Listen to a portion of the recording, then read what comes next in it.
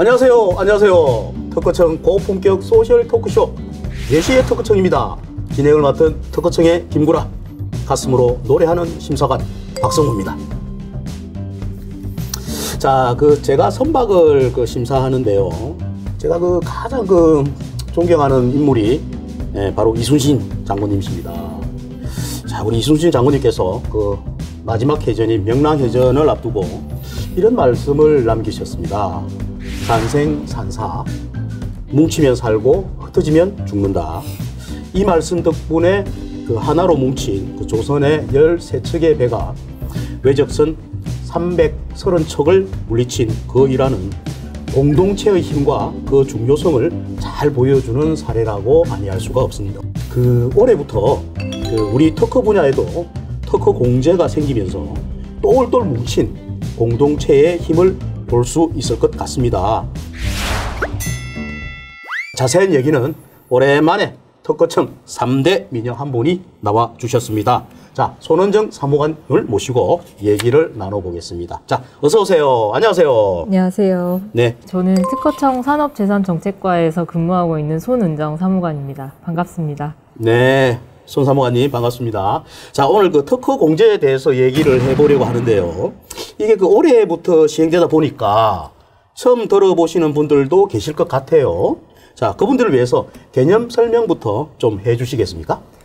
네, 특허 공제 사업은 중소 중견 기업들의 지식재산 비용의 리스크를 완화하고 비용 부담을 완화해주기 위해서 시행되는 제도이고요. 네.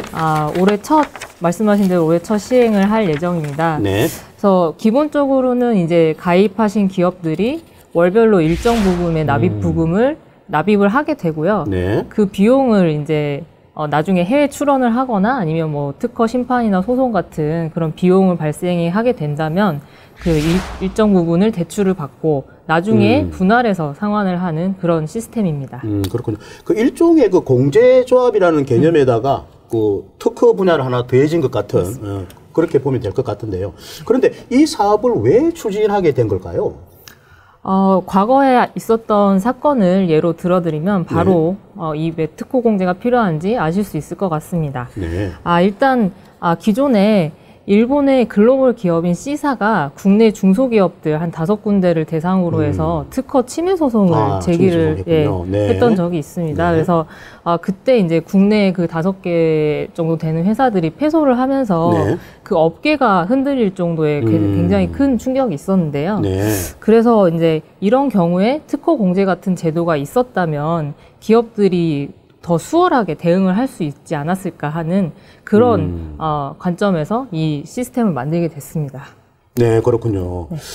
사실 중소기업들은 지식재산권에 대한 어떤 전문 인력이나 시스템이 열악하고 또 자금 규모도 그렇게 크지 않다 보니까 아무래도 지식재산 분쟁에서는 약자일 수밖에 없는데요. 자, 그렇다면 앞에서 말씀하신 특허 공제에 가입하면은 이런 걱정은 좀 줄어들 수가 있는 건가요? 네, 그렇습니다.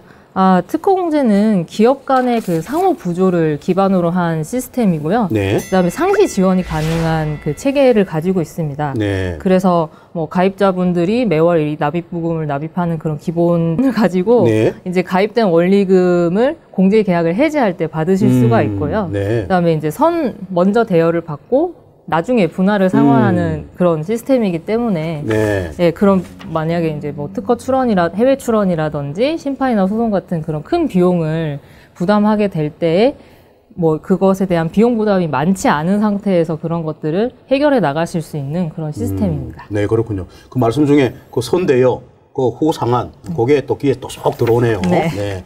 마치 보험적 성격이라 참 든든해서 일단 가입하는 기업들은 여러모로 정말 유용할 것 같은데요. 네.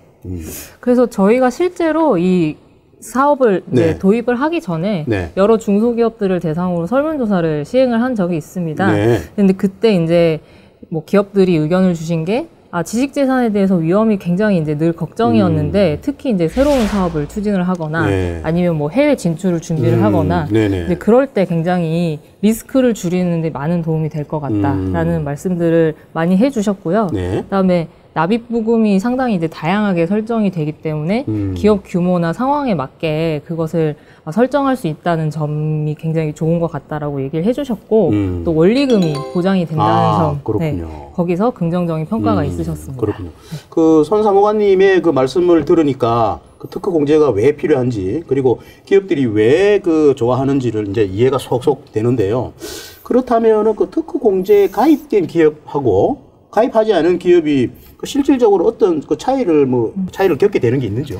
뭐 예를 들어서 설명을 드려보면 좀 네. 이해가 빠르실 것 같은데요. 네네, 설명해 주시죠. 네. 이제 만약에 우리나라에서 이제 사업을 하시던 기업이 해외 진출 준비를 하게 된다. 네. 그렇다면 이런 경우에 특허 공제를 가입한 기업이라면 해외 출원에 대해서 뭐 만약 2천만 원, 3천만 원 이 정도 비용이 들 겁니다. 네. 한 개국만 이렇게 진출을 한다고 하더라도요. 네. 근데 그런 비용 부담이 크지 않기 때문에 적기에 이 출원을 하고 등록을 받을 수 있는 가능성도 높아지겠죠.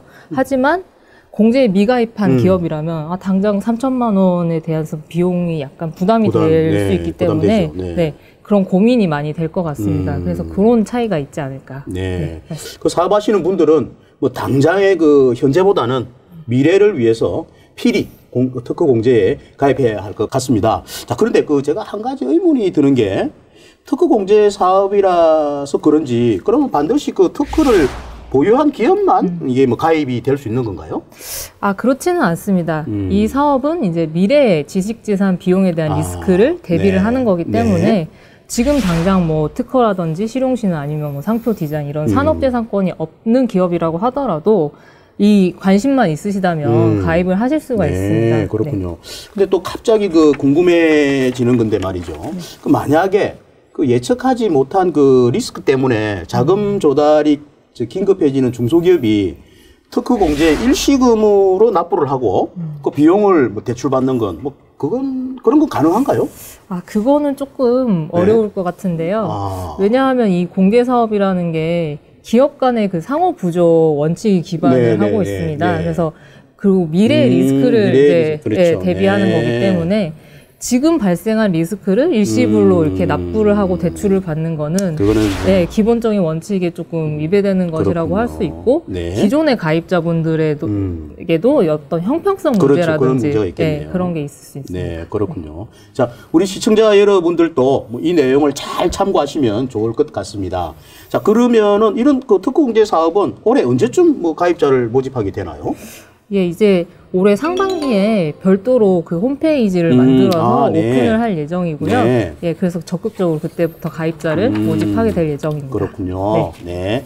자, 그 시청자 여러분 많은 관심을 가져주시고요. 올해 상반기에 시작되는 핫한 특허 공제 사업에 대해서 얘기를 나누어 보았습니다. 자, 손 사무관님 오늘 함께 해보셨는데 소감이 어떠신지요? 네, 오늘 이제 특허 공제 사업을 간단히 소개를 드렸는데 뭐 이렇게 잘 전달이 됐을지 좀 걱정이 되긴 하는데요.